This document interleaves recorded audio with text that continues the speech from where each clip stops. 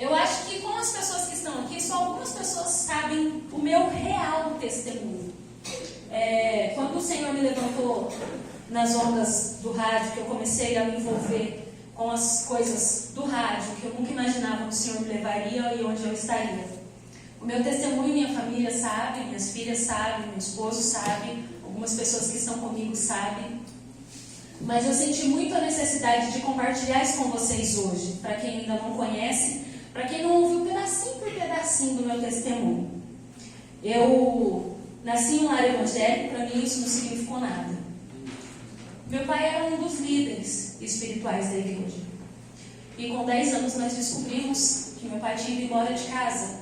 Meu pai que batizava pessoas, meu pai que estava sempre à frente do ministério, sempre engajado nas coisas de Deus, abandonou o lar pela primeira vez, eu tinha 10 anos. Então eu sei o que é ter tudo e depois não ter nada. Porque quando ele fez isso, acabou tudo que nós tínhamos. Eu tinha uma vida boa, eu tinha uma infância legal, bacana, eu estudava em bons colégios, e eu costumo dizer para as pessoas que eu ministro que é muito mais difícil vir do nada e chegar em algum lugar, ou estar em algum lugar e ir para o nada e depois ter que se levantar. E eu tinha apenas 10 anos. E quando isso aconteceu, essa pessoa era de dentro da nossa igreja, de dentro da nossa casa. Meu pai foi e voltou. Durante 4 vezes, meu pai teve 4 mulheres.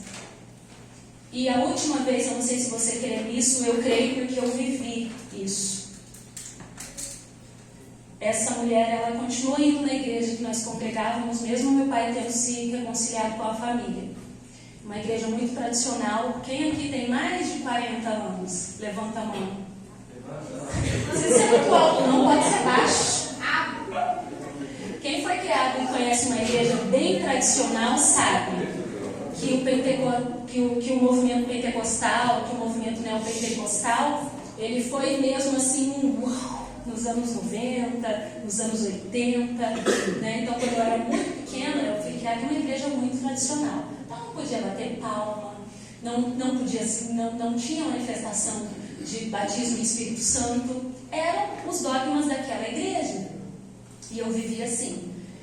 E não se falava em demônio, a palavra demônio nem era citada no altar, de tanto, né, medo, pavor, sei lá o que as pessoas tinham.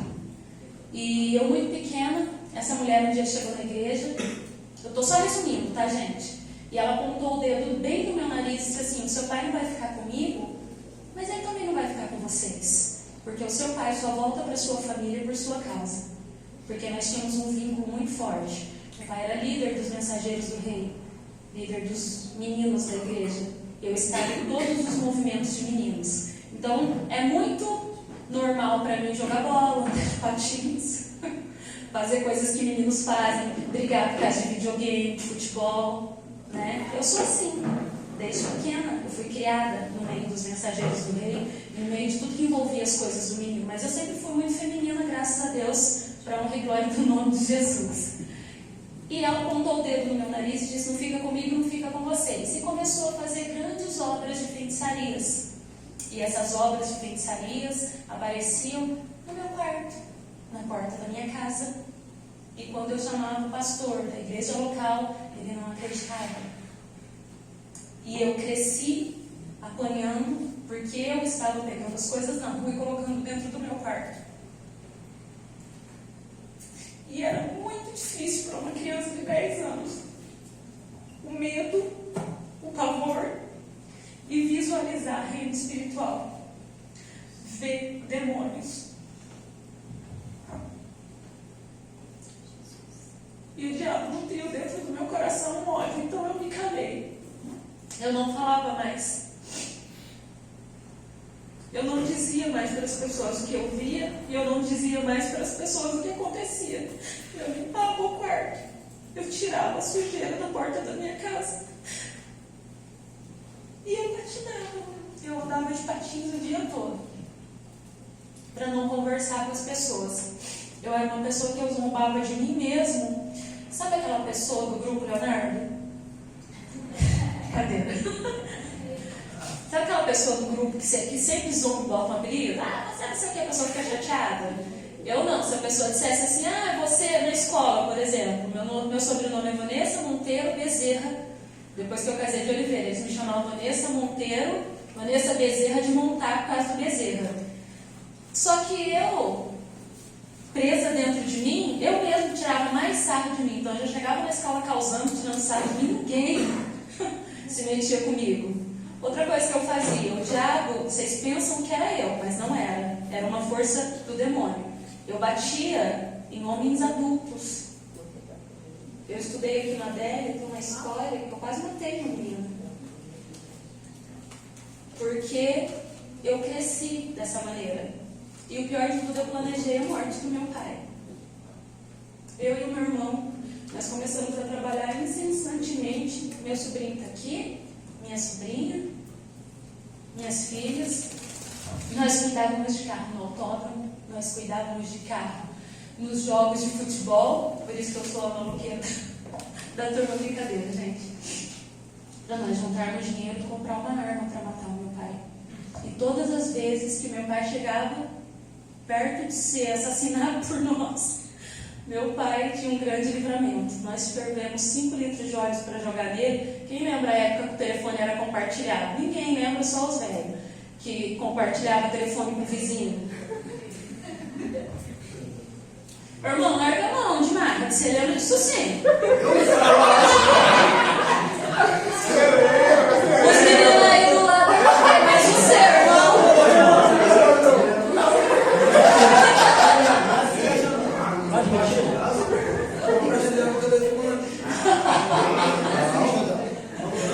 Tá bom, gente, ele não lembra, mas ó, vocês podem perguntar pra mãe de vocês, você lembra, né, irmão?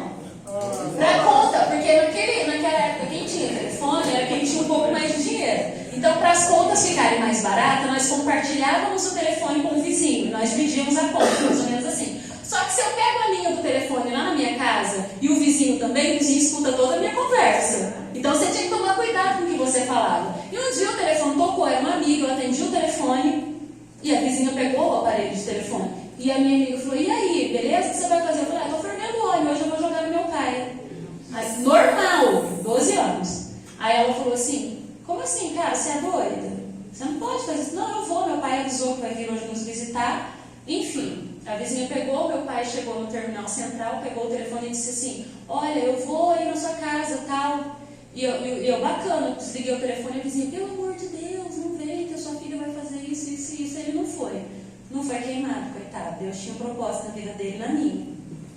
E a arma, quando o traficante foi levar, você vê o que passa na cabeça de uma menina de 12 anos. Escuta, gente. Você acha que trabalhando dos 10 aos 12 anos eu tinha dinheiro para comprar uma arma? Só que na cabeça de uma criança lá naquele tempo, o dinheiro que eu tinha era o suficiente. E o cara era tão usado por Deus, eu digo assim, quando Deus manda, até o diabo obedece. Que o próprio traficante, quando chegou, falou assim pro outro, mano, você tá louco? Eu estou acostumada a viciar os outros, mas matar pai de família, eu não vou deixar arma aqui não, cara. E o dinheiro não deu, ele foi embora, mas por diversas vezes eu fui aprisionada. Certa vez eu tive um encontro, então eu ia na Donai, que as meninas aqui conhecem, e eu era da virada. Vocês lembram disso, né? Então eu tenho gente aqui para testificar que eu acho incrível hoje elas estarem debaixo da minha bênção, porque fala assim, meu pai me conheceu quando eu queria, né, virar um mundo louco, meu Deus. E eu mudei, fui para uma igreja, que é o Brasil para Cristo, pastor João Donizete. Estou dizendo o nome, gente, porque se alguém em algum lugar assistir essa live, alguém em algum lugar está sendo transmitido pelo YouTube, se alguém em algum lugar escutar esse testemunho, eu já testemunhei isso em rádio, já testemunhei em podcast, já testemunhei em vários lugares. Então, como eu estou dizendo a verdade, quem fala a verdade não merece castigo, né? Então, em qualquer lugar que for falar aí por aí, as pessoas vão saber disso. E vai saber que é verdade. E eu comecei a frequentar essa igreja. E o pastor, que hoje é o pastor Douglas, eu não sei se alguém conhece o pastor João Donizete da Assembleia de Deus, ele é um grande homem de Deus. O filho dele sempre dizia, e a filha dele, você não pode ser tão marrento assim, tem alguma coisa dentro de você. E eu tinha uma força que hoje eu não tenho, né? Graças a Deus, senão o pastor estava ferrado, né? Então, eu protegia o meu irmão, eu cuidava do meu irmão como meu filho, porque a minha mãe precisava de trabalhar para nos sustentar. Minha mãe trabalhou durante 36 anos em uma empresa. Minha mãe saía cedo, voltava de noite, e minha mãe dizia: isso é preservativo, isso é isso, isso é isso. Se você engravidar, a porta da rua é serventia da casa. Eu tinha uma vida tão livre que eu nunca busquei fazer nada de errado, ter sexo antes do casamento, e ainda danceteria. No dia que eu fui, tinha um filho de uma mãe do evangelista na porta, que falou: o que você está fazendo aqui? Da Donai, entregando panfleto lá na porta daquela rádio. Vou falar um negócio, viu? Deus era o Fábio. Aí, entregando panfleto lá, não esqueço disso até hoje. O que você está fazendo aqui? Eu nada, panfletando, não. E, enfim, eu tive muitas oportunidades. Mas em todas essas oportunidades existiam tanta facilidade que eu não buscava fazer. Então, por que hoje os jovens fazem tudo que é errado? Porque os pais dizem que eles não podem fazer nada. Então, eles fazem escondido, porque se falar para o pai vai brigar, o pai vai bater, o pai vai amaldiçoar, vai acontecer um monte de coisa. Então, faz escondido. Como eu não precisava fazer escondido, eu não fazia nada. Então eu tive um encontro com Deus através da vida do meu esposo. Acreditem se quiser, eu tinha 16 anos. Ele fez um trabalho de libertação comigo. Sei lá quantos demônios se manifestou, eu não lembro, porque quando manifesta o demônio, eu não lembro. Fiz um trabalho de libertação. Depois de um ano ele voltou. E depois de um ano que ele voltou para a igreja, eu já tinha minha vida transformada, restaurada. Eu estava com 17 anos. Nós namoramos dos 17, eu completei 18 anos em março. Em abril de 2000, nós casamos. Glória a Deus. E eu tive a minha vida restaurada. Só que antes disso, gente, foi todo o processo. Da minha infância até os meus 16 anos, quando realmente eu tive um encontro com Deus, foi um grande processo. Mas uma hora vocês procurem lá no Londrina Podcast, que tem meu testemunho completo lá. E o que aconteceu? Eu tive que perdoar o meu pai. E eu tive que pedir perdão para o meu pai. E eu achava que eu não precisava de pedir perdão para o meu pai, porque quem estava errado na minha concepção era ele. E realmente era. Só que o perdão não iria fazer bem para ele, iria fazer bem para a minha alma. E quando meu esposo vai me pedir em casamento e faz com que eu peça perdão para o meu pai, no reino espiritual um laço é cortado. E acontece uma libertação completa. E hoje, quem conhece e vê a minha convivência com o meu pai, jamais vai imaginar que eu tive algum problema na minha infância. Porque eu recebi cura, a libertação. E da mesma forma que Jesus fez comigo, Ele pode fazer com você. Eu não sei quais foram as palavras que você escutou na sua infância. Eu não sei quais foram as palavras que o seu pai ou a sua mãe falou para você. Eu não sei se você não foi amado da maneira que deveria ter sido amado. Eu não sei se você foi abraçado da maneira que deveria ter sido abraçado. Eu não sei se você foi cuidado pelos seus pais da maneira que você deveria ser cuidado. Mas toda a história tem um contexto. E todo começo de história tem não só a minha, o meu ponto de vista. Tem o ponto de vista do meu pai, que foi abandonado pelo pai verdadeiro, porque o pai achava que a mãe tinha o traído. E aí o meu pai foi criado por um outro homem excelente, mas que bebia demais, teve outros irmãos. O irmão é um histórico que vai se repetindo de geração em geração. Então meu pai não poderia me dar tanto amor e me dar um ensinamento melhor, por mais que ele estivesse dentro da igreja, por mais que ele conhecesse a palavra de Deus. Todos os princípios cristãos e éticos que eu tenho vêm dos meus pais. Os meus pais me ensinaram que eu não podia roubar, só que eu não podia matar, mas eu queria matar. Mas aí já era o diabo, não era eu não. E todas essas coisas. Mas eu precisei de abrir o meu coração e de entender que eu precisava de mudar. Que aquilo fazia mal para mim. Sabe uma cebola que por dentro é muito mole, mas por fora é cascuda?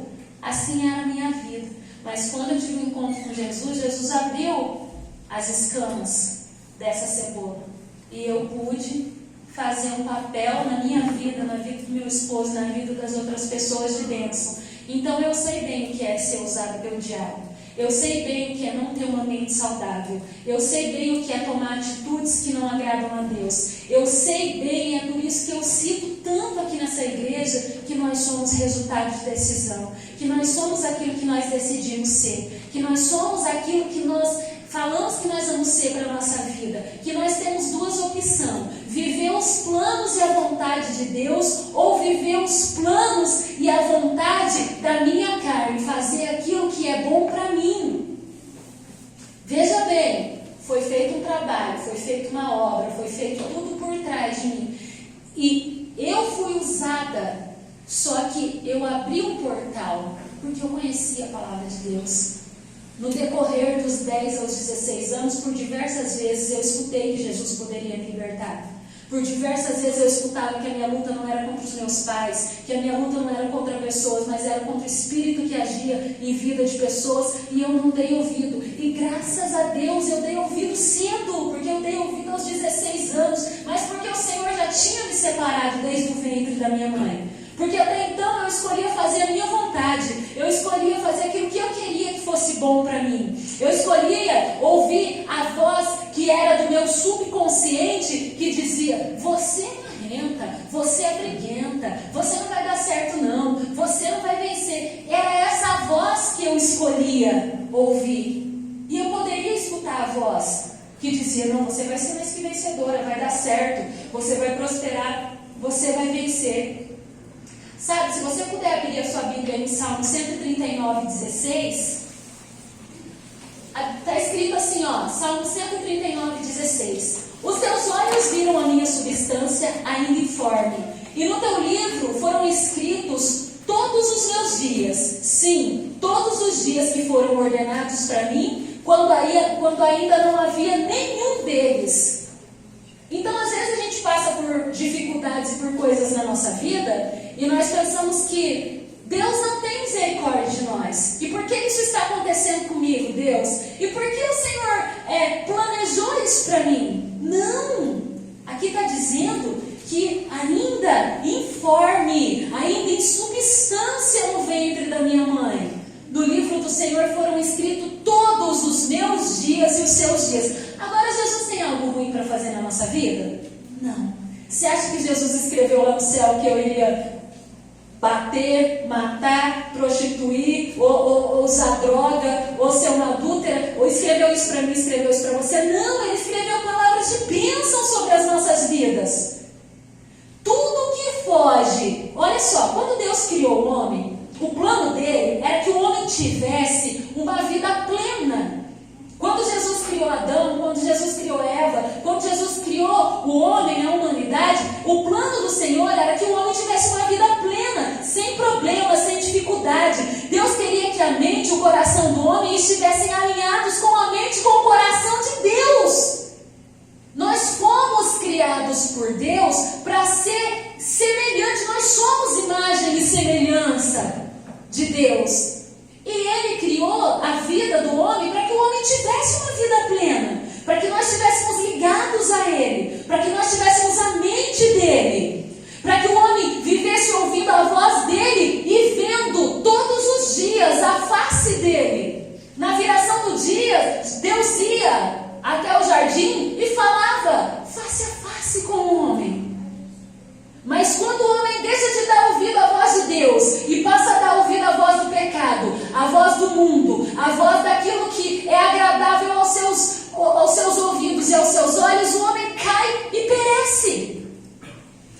Quando nós paramos de ouvir Deus, quando nós não fazemos a vontade dele, porque a vontade de Deus é diferente da minha vontade, é diferente da sua vontade. Talvez a sua vontade hoje não é estar sentado aqui. Talvez a sua vontade hoje é estar no barzinho, é estar na balada, é estar em algum lugar, é estar fazendo algo, é estar bebendo, é estar te prostituindo, é estar fazendo um monte de coisa errada. Talvez esse é o desejo do seu coração, mas esse não é o desejo de Deus para a sua vida, meu amado. Não é o desejo dele. E quando nós damos ouvido a essas vozes, que não é a voz do Senhor, aí a gente colhe coisas ruins. E quando a gente colhe coisas ruins, o que a gente faz? Culpa a Deus. Então Deus não criou o homem. Quando o homem desobedece a Deus, ele inverte toda bênção e maldição. E ele se esconde de Deus. Quando Deus diz Adão, ele está escondido. Ele está coberto porque ele começou a enxergar pecado que antes ele não via. Que agora ele não enxerga mais somente com os olhos e o olhar de Deus. Ele enxerga com os olhos humanos e com os olhos de Satanás. A visão espiritual, o campo espiritual dele foi aberto para o bem e para o mal. Não era para o homem conhecer o mal. Não era para nós passarmos por coisas ruins na nossa vida se o homem não tivesse desobedecido a Deus. Porque a ordem de Deus era: coma tudo que tem no jardim, dá nome aos bichos, você tem essa mulher, né? Faça tudo com essa mulher, viva com ela, viva bem, mas não coma do fruto dessa árvore. E ele alertou que era do bem e do mal. E o mal é o quê? Maldição. Maldito que entra em ação. Então a serpente é o quê? Falou com a mulher. E ele, ao invés de obedecer à voz de Deus, obedeceu à mulher. E depois tentou culpar a mulher. Mas a ordem que Deus deu para não comer da árvore, e a ordem que Deus deu para que ele tivesse uma vida plena com Deus, foi para a mulher? Não, foi para ele, foi criação de Deus. Você entendeu? Foi o primeiro resultado de decisão da criação. É por isso que eu sempre vou focar, é por isso que eu sempre vou dizer que para toda reação, para toda ação, uma reação. Se nós tivermos a ação de fazer algo que é ruim, Deus vai ter a reação de não podermos abençoar. Nós vamos abrir portais e dar legalidade para que espíritos ajam na nossa vida. Mas se nós tivermos a ação de obedecer e andar segundo a palavra de Deus, Deus vai ter a reação de nos abençoar. E você sabe que não precisa nem de você correr atrás da bênção, porque Deuteronômio diz que as bênçãos virão sobre mim e me alcançarão. Quando eu faço a vontade de Deus, eu não preciso de correr atrás da bênção, porque ela me alcança. Desde então tem sido assim a vontade de Deus e os seus planos para a nossa vida. Os seus planos estão estabelecidos a nós desde que Ele criou o mundo. E tudo que foge do que é a vontade de Deus para a nossa vida, pastor, e o que é a vontade de Deus para a nossa vida? É o que está escrito aqui. Não é o que o irmão revelou, porque se o irmão revelou tem que estar aqui. Se o irmão revelou e não estiver aqui, chuta aquele laço. Infelizmente, esse irmão, não estou dizendo que não é de Deus, não. Estou dizendo que ele está tentando ajudar Deus. Porque tem muita gente revelando coisa na vida dos outros, mas quando você vai procurar aqui, não está aqui. E se não estiver aqui, não é de Deus. Não vai dar certo. Não vai prosperar. As coisas vão começar a andar errado. Não vai dar certo. Então, o que Deus tem estabelecido para nós